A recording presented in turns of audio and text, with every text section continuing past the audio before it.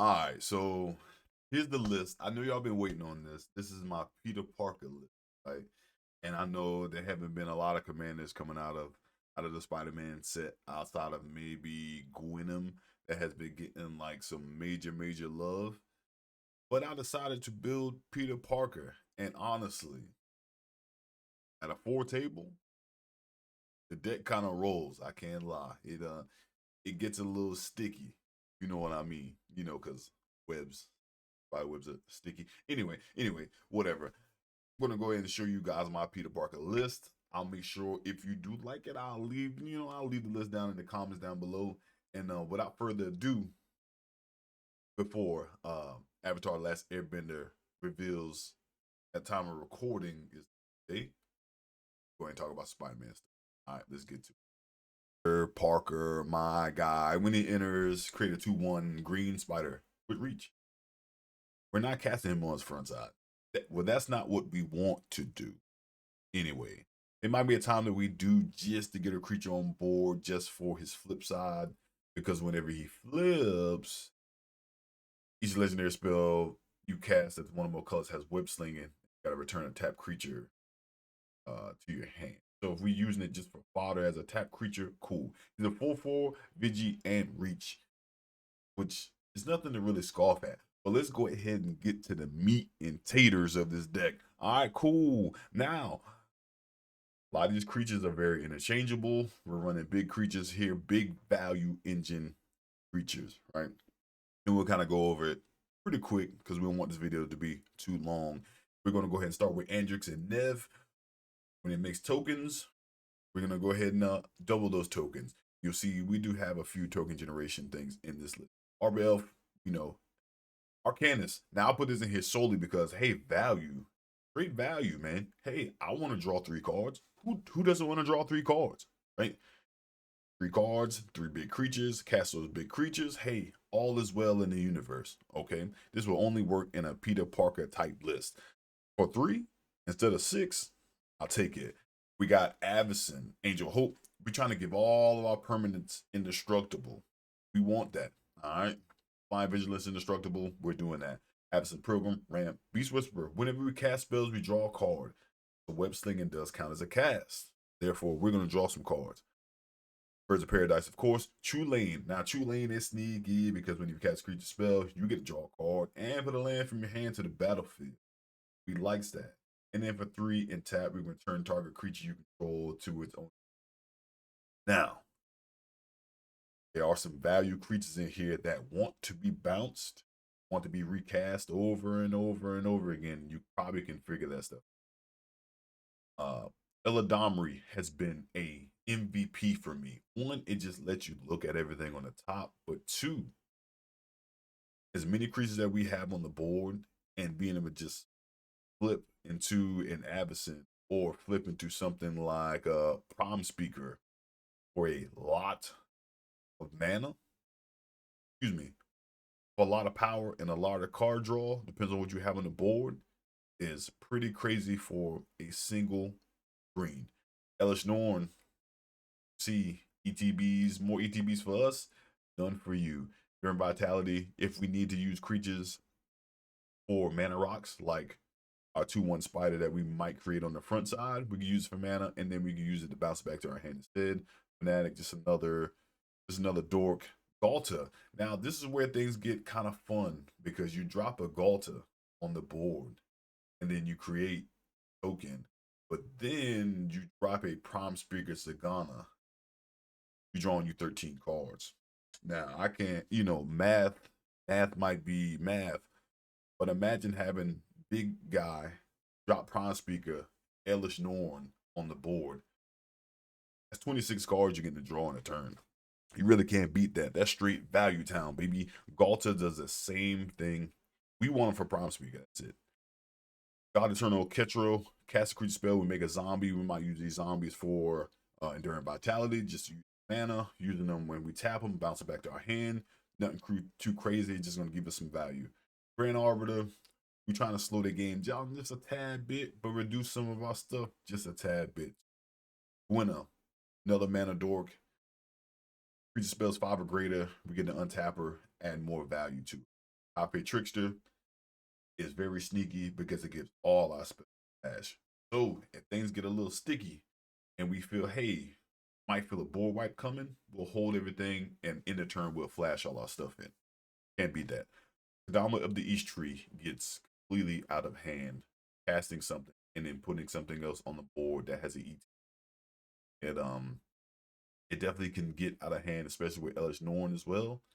Just double dipping in value. You can't go wrong with Kadama of the East. Kolga, it enters, it fights. Elish Norn makes it fight twice. Kadama can get some definitely good value off of Kolga too. Put something else on the board, maybe like a Seedborn Muse. Seedborn, you know about Seedborn. Coma, we using it just to make tokens, just to tap them, just to get value.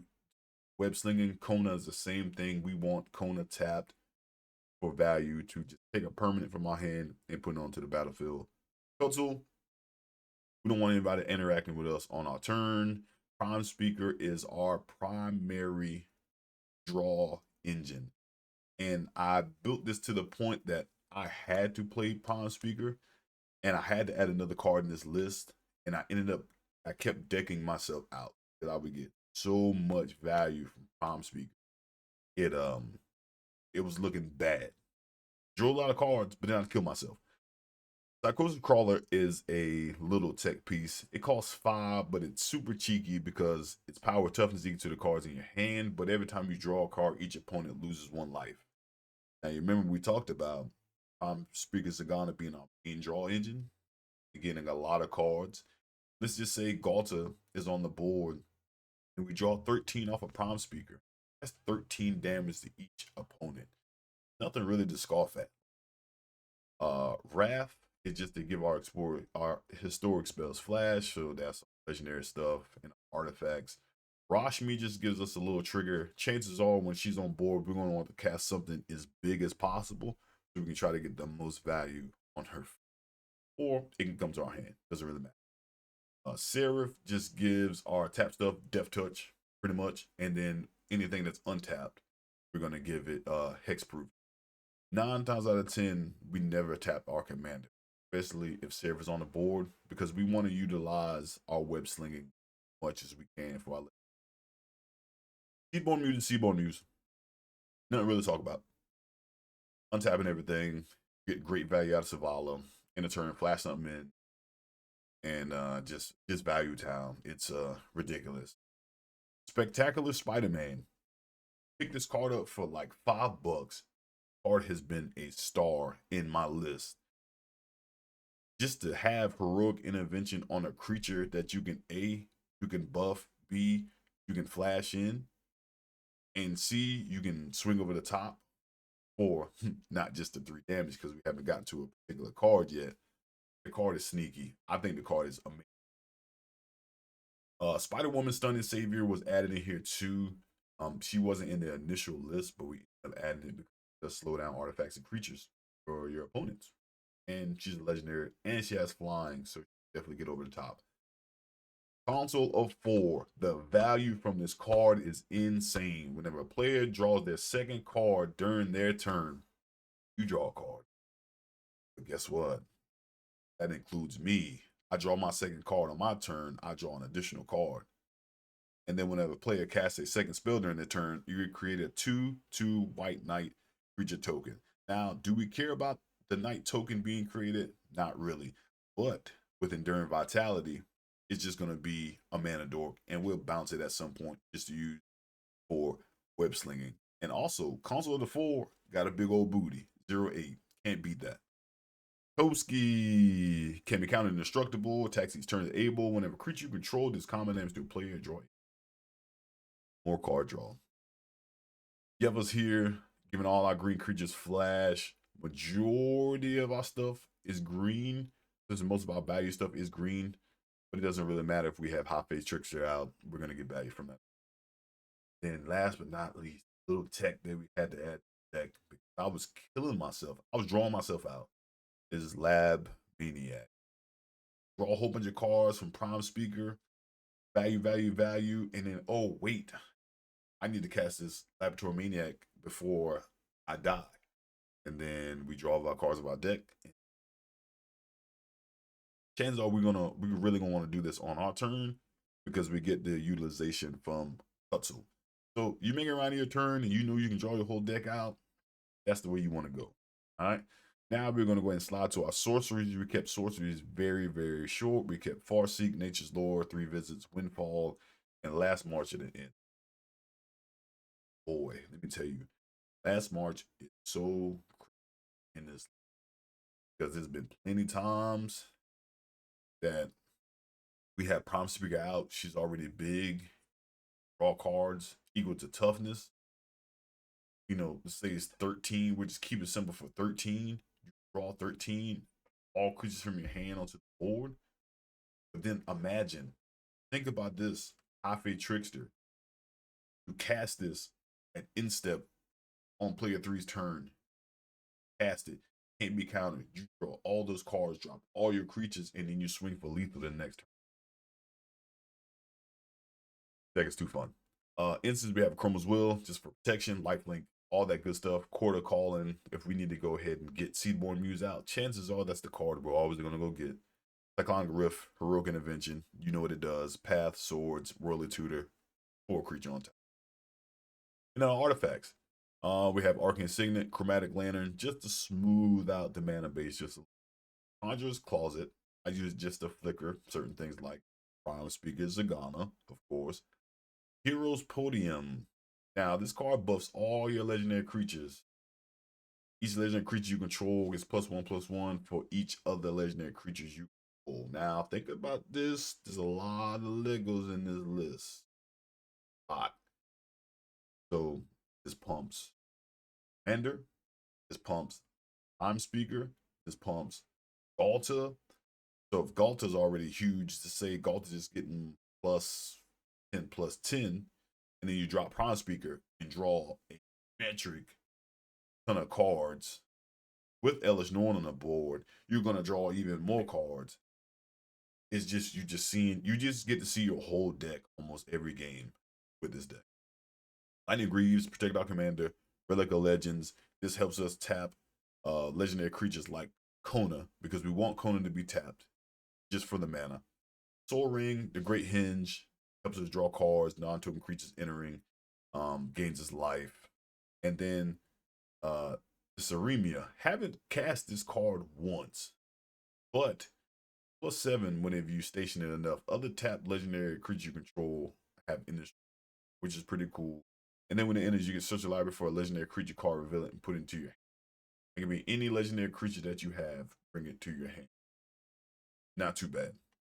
Enchantments have Carpet of Flowers, Flowering in a White Tree, just to buff our legendaries more, give them ward. Gigs Uprising, great value. Growing Rights is basically going to be our cradle in this list. Guardian Project, and then we have Smothering Type just for value to get treasures. And then our land package, once again, lands can always be interchanged.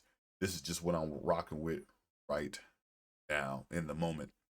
Now, what we could do, this deck could always be better. We can always run Cradle as a land. Instantly, it would get better. The mana base would just be right. We could run the budget one from Edge of Eternity. Enchantment wise, you can go a lot of different ways with enchantments. You could run Authority of the Council, just slow stuff down. Blot Obedience would be good.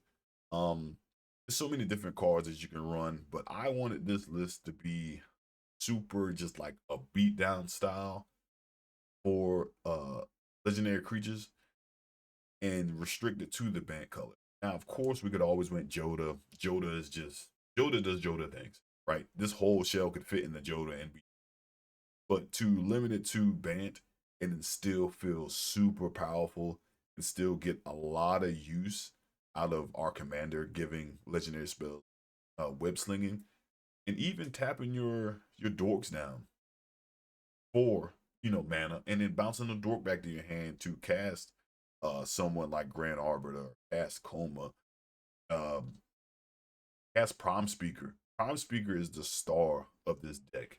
If you were looking for the value, Prime Speaker is always going to be the card you're trying to bounce, you're trying to draw, you're trying to tutor. Because very easy for this deck to get one of the Galtas out, especially Primal Hunger, to drop on board and then Galta. Excuse me, I'm speaker over and over and dig and dig and dig and dig until you either A, swing and kill everybody, or you can Laboratory Maniac. So this is my Peter Parker list. Before anyone forgets about the Spider-Man set, please, if you wanted to give Peter Parker a shot, he just got shot. I have a blast with the list. A lot of this stuff is probably getting proxy.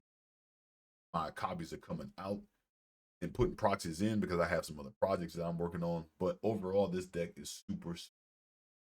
If you want to give it a shot, deck list will be down in the comments down below. But without further ado, I'm out of here. Hope y'all had a good one. Keep brewing, keep doing your thing, and I'll see you guys in the next video. Peace.